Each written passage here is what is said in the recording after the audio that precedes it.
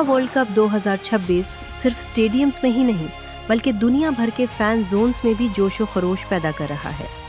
18 جون 2026 کو Los Angeles کے مشہور علاقے کوریا ٹاؤن میں جنوبی کوریا اور میکسیکو کے درمیان ہونے والے میچ کے لیے ہزاروں شائقین جمع ہوئے اور ایک یادگار واچ پارٹی کا انعقاد کیا گیا۔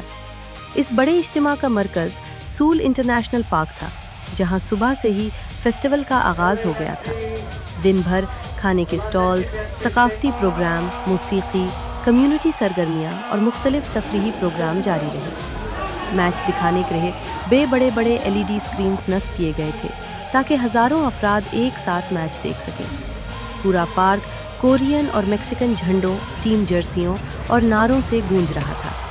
اس تقریب کی خاص بات یہ تھی کہ لاس اینجلس کی دو بڑی کمیونٹیز کورین اور میکسیکن ایک ہی مقام پر جمع ہوئیں اور فٹ بال کے ذریعے ثقافتی ہم آہنگی کا خوبصورت مظاہرہ کیا۔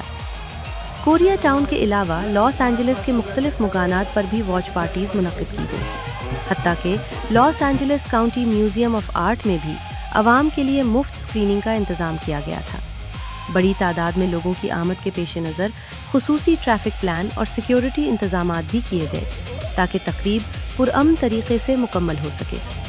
دوسری جانب یہ میچ بھی انتہائی اہم تھا کیونکہ دونوں ٹیمیں اپنے پہلے میچ جیت کر آئی تھیں اور ناک آؤٹ مرحلے کے لیے مضبوط پوزیشن حاصل کرنا چاہتی تھی۔